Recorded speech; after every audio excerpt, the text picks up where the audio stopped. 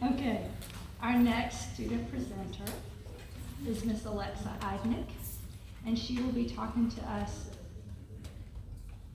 about, her title is Playing the Losing Game. Athletes of high school age and younger should not be encouraged to specialize in a sport.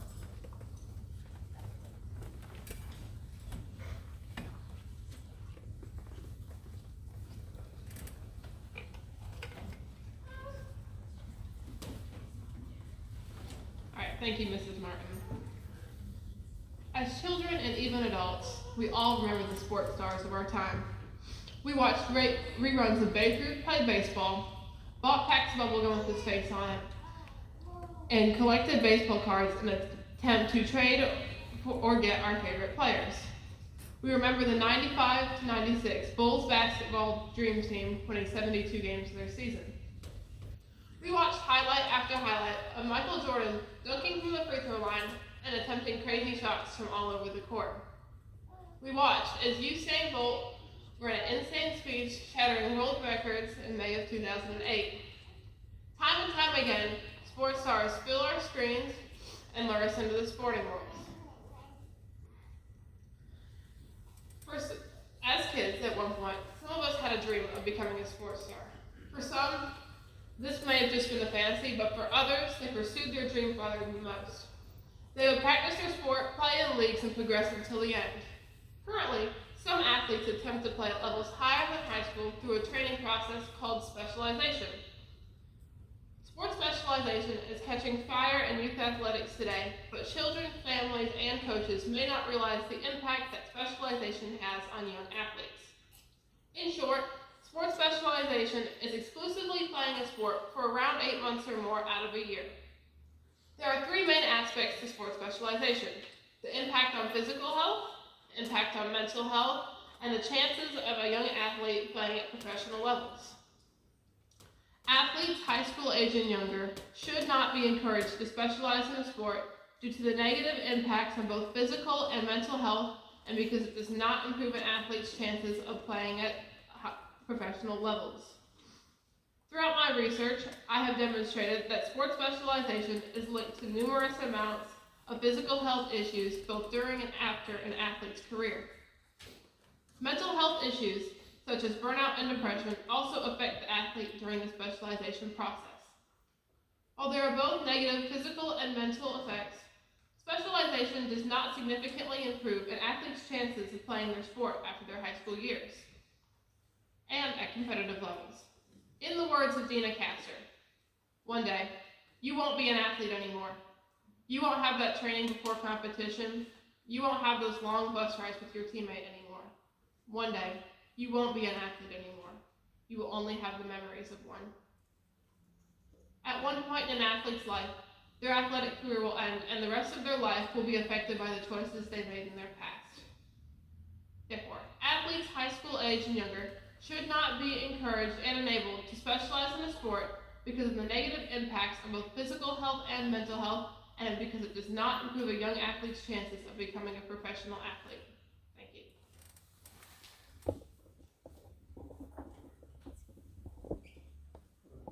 Can you hear me?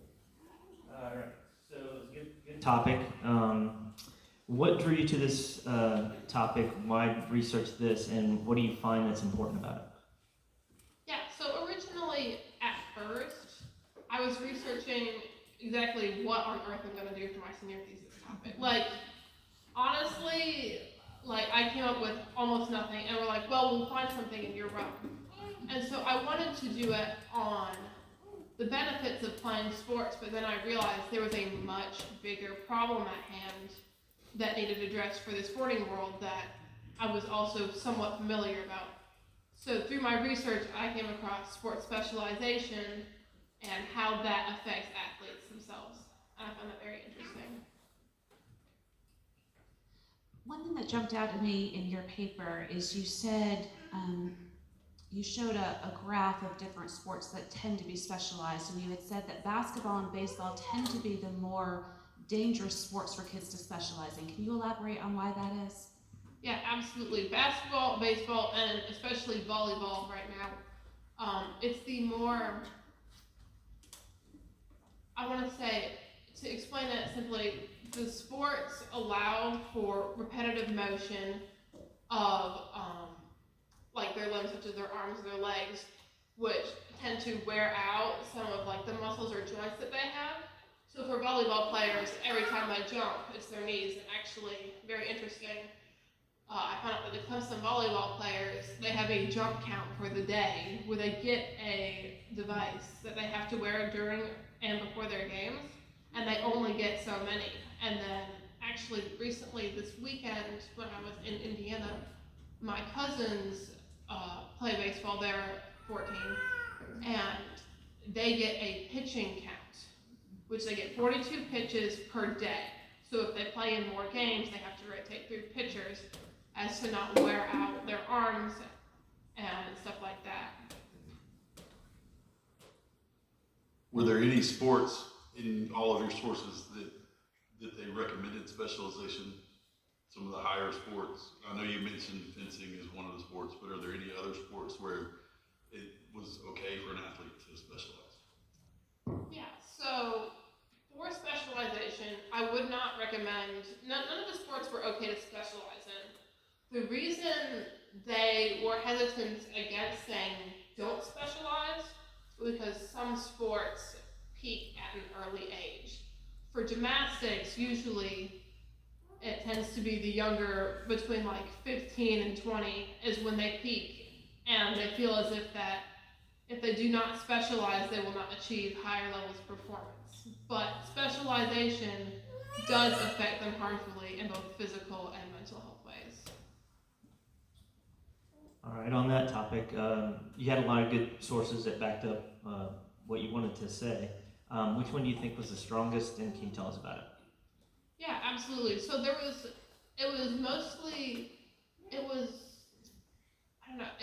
a organization actually that put together several studies.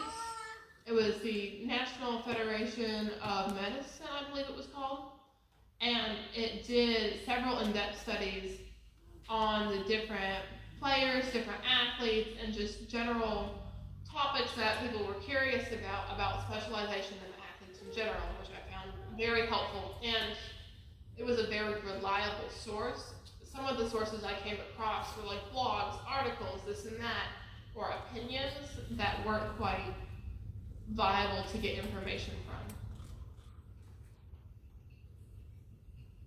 I know in our family for years we would start the school year with soccer season, then soccer season would barely end, and basketball would start. The basketball would barely end, baseball would start, and then yay, we're on the all-star teams, we get to keep going.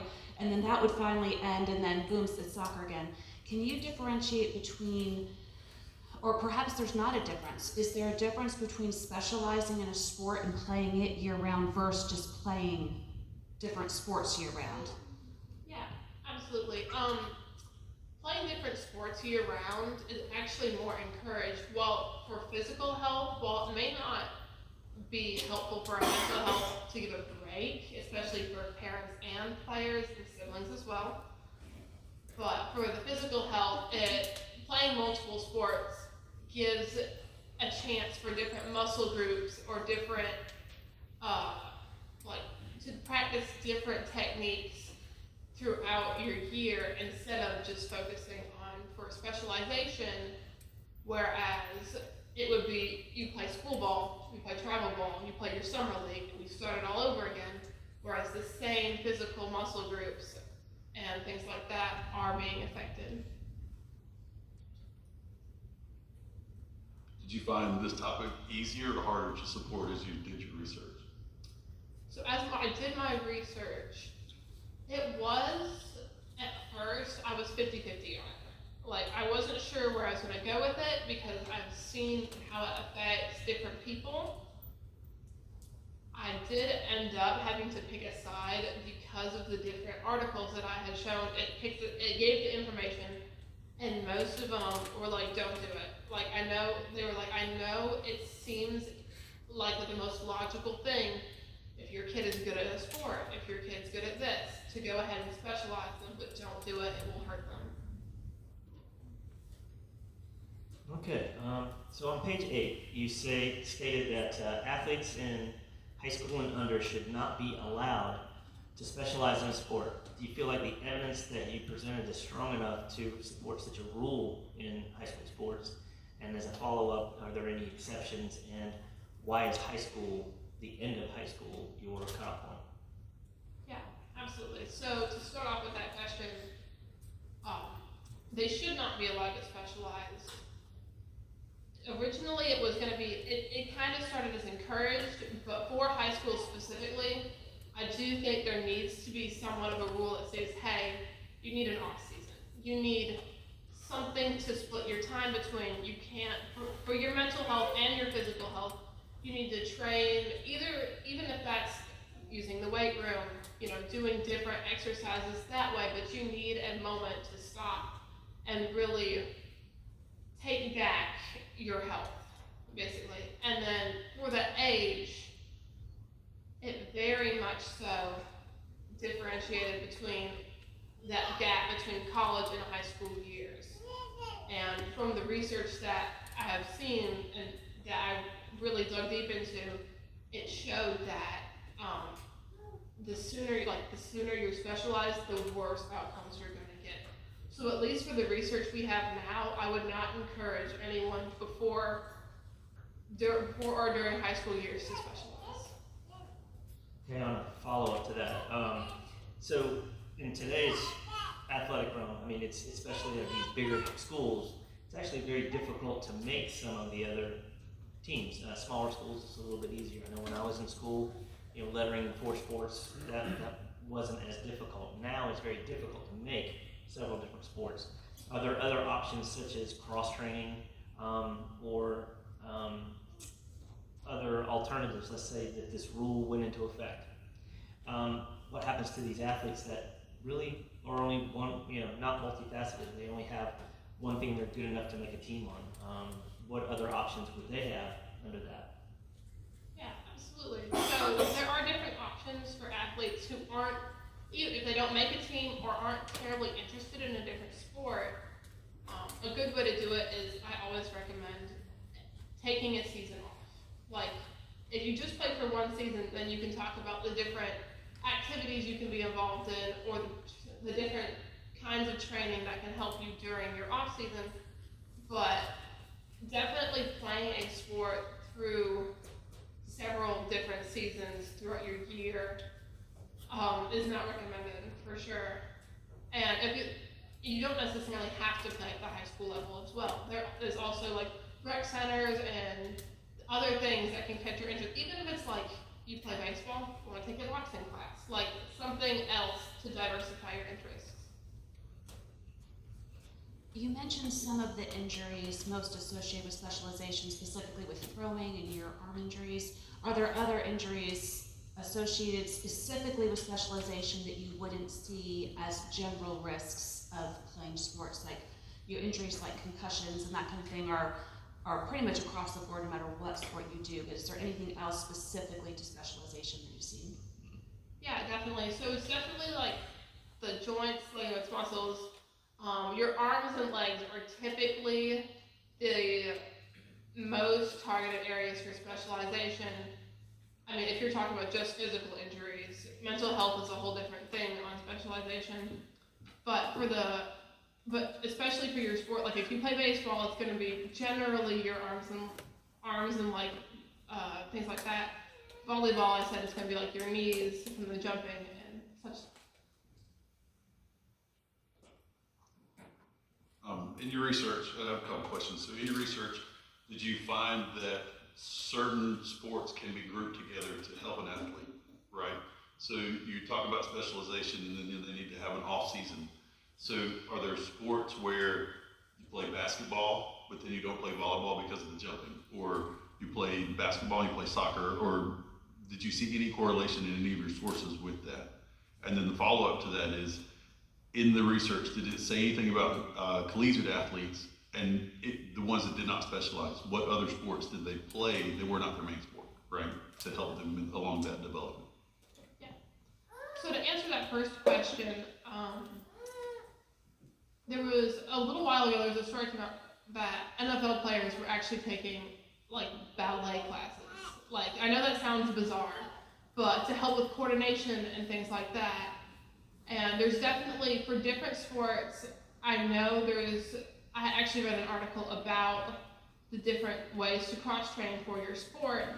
I believe it was basketball, they recommended, no, it was track and field. I believe they recommended rowing to help with your core strength and things like that, for sure. And what was that second question? It was around college athletes and let's say basketball. Did you find any research that said that basketball players generally, when they were younger, played basketball and whatever other sport, softball, volleyball, soccer, whatever, to help them in that development, or that it aided in that development? Yeah, so my research somewhat touched the different articles that I had were generally studies done, but at the end they would always touch on just a little bit. I seem to notice that like different collegiate players generally played in high school. There was one article that I read and I talked a little bit about that they went and in high school about 50% or more went and like in high school played multiple sports. Whether they didn't, like generally they don't play multiple sports in college to focus on their either their scholarship or their passion, but generally they had their interests diversified. And I gave a couple of examples of some more famous people in my paper as well. All right, so we covered it pretty well. Do you feel like during your research that you were hoping to find in a specific area, either with injuries or with how a player would do collegiately or even professionally without sport specialization? Were there instances where you wish there was more information that you could have found on that? Yes, so sports specialization is like a new topic. It seems to be that it has just come up recently within the past couple of years. I noticed it a lot actually this past weekend when we went, as I said, to Indiana and visited some family. There were 7 baseball fields in 15 minutes. Like it was a whole nightmare to drive through. But since it was so new, it was very hard to get defining research on this topic. No one wanted to give a definite answer since there generally has not been a specialized person that has gone all the way through from high school, college, professional, or any track of that sort. And they were very hesitant to give a defining statement on specialization. I know you mentioned different steps that leagues have taken to try to reduce injuries. You talked about the volleyball with the jumping and the pitch counting. I know something else that's become more popular, at least within high school and college settings, is they're starting to do weight training to prepare the kids for the season. Can you talk a little bit about how that can help reduce injuries? Yeah, absolutely. So actually I have participated in weight training before a season. Generally what I try to do is, for college at least, I've talked to some different athletes actually at a scholarship weekend that said that what they do is they come in 2 weeks before the season and they do injury prevention. Instead of trying to build muscle or different things, they go into strengthen the common, like your knees, your hips, your core, and things like that to prevent injuries during the season, to build up that sort of thing. So as a football player who did take ballet, it was for balance, but did you find in your research that there were other high impact, low impact pairings for sports? In my research, it did not specifically mention that, but from what I have seen so far, the different sports that are high impact versus low impact, it generally seems that the more high impact sports are mentioned frequently when they're talking about injuries for special ed. So when it comes to specialization, you stated all through high school, would there be any benefit to an athlete coming into their senior year starting to specialize instead of sticking with one sport?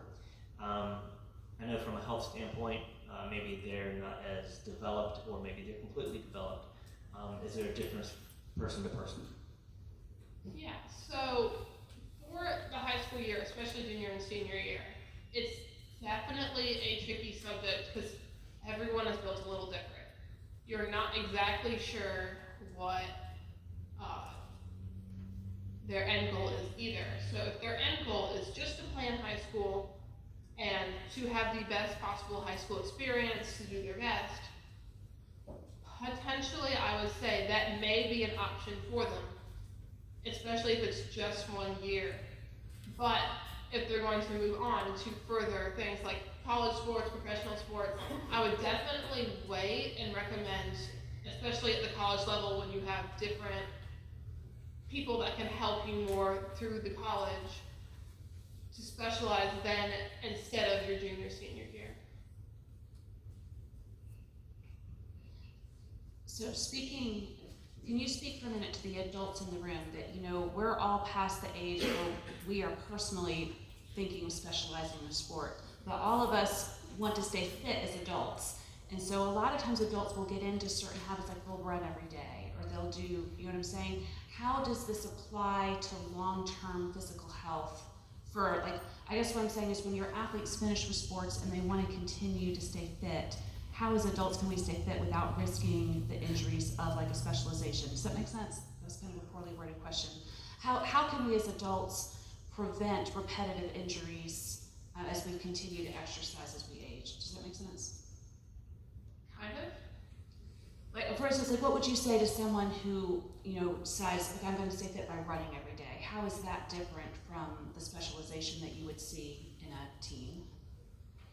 I would definitely say that specialization in running, if it is truly specialization, 8 months or more every year and constant, exerting exercise, I would definitely say also diversify in your activities, because running can end up with different knee problems as well. So definitely make sure you exercise the muscles in your legs and core and things like that to assist you and to prevent injuries as you run. We talked a little bit about the year-round athletic cycle and the impact that has. Do you see in your research that it's the parents that are driving the specialization to try to force their children into a collegiate scholarship, or is it more the kids driving that decision? Yeah.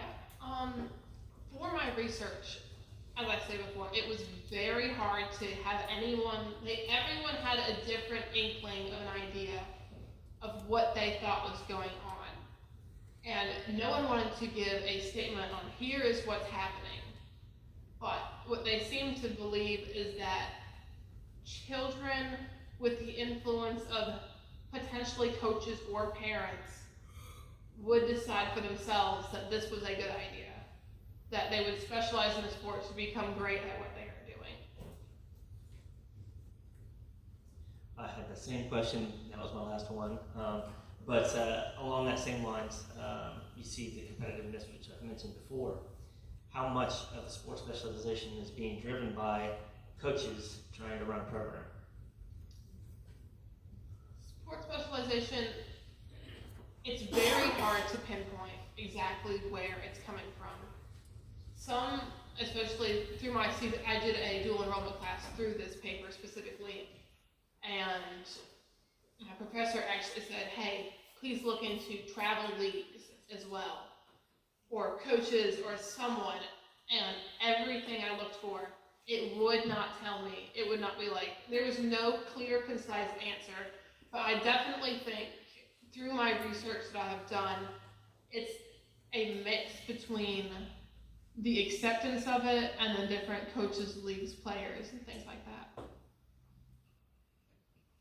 We've talked a lot about the physical risks of all this and not as much about the mental risks. Can you elaborate a little bit more about why specialization specifically has risks as opposed to mental risks as opposed to just year-round sports participation? Yeah, absolutely. So for the mental health of the athlete, and we've seen this before actually, what I found out recently too is I've noticed that people who specialize in a sport become wrapped up in what they're doing, and it can lead to everything being focused on their sport. So that does increase at the end when they get tired of what they're doing. They burn out basically, and that is actually I have a cousin who did that. Her parents spent thousands upon thousands of dollars into her figure skating career for her to hang her skates up at 15 years old and say, I don't want to do this anymore. And so the mental health effects are definitely there for specialization. And another follow-up on that we really haven't talked about at all is the cost. That wasn't a main part of your paper, but can you elaborate a little bit on the cost of specialization? Yeah. So for the cost of specialization, you always have to think of, well, what are we participating in? So let's just take baseball, for example. You start with the initial cost of all the gear, everything. Then you play at the high school league. Well, you need a backpack, this and that, travels, and you want to go see your kid play, obviously.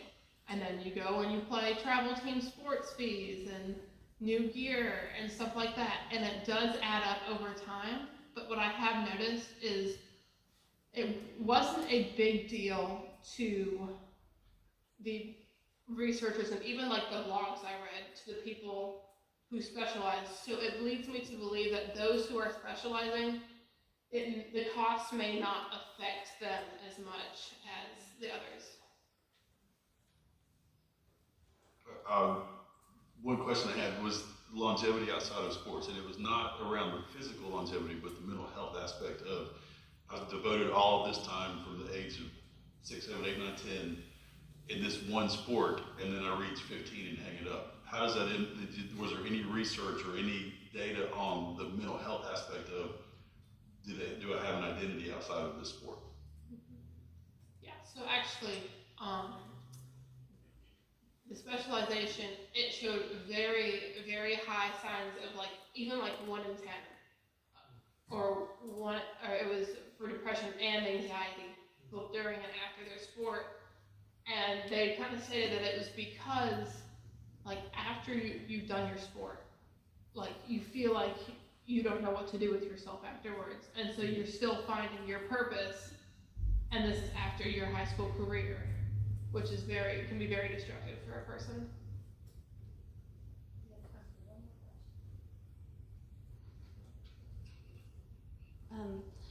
I think one more question I would have is, do you think there's a difference between someone who specializes in, say, football, which football decidedly concludes once you graduate school? You don't go out generally and play football for fun when you're done, as opposed to someone who specializes in something like tennis, that they might be able to continue playing just for fun as an adult. Do you think there's different mental, you've talked some about how when the sport is over, it's over and they lose their identity. Do you think there's less risk mentally of specializing in a sport that you can continue on into adulthood?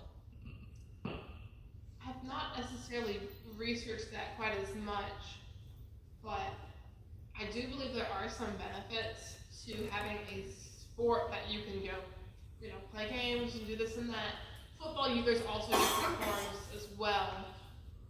I think all across the board, generally, you can probably go and find different people or whoever that do this sport here and there, but it's missing the whole league sport, the whole concept of the sport that they were playing before, and it's now become your backyard game, whereas before it was the entirety of what you were doing.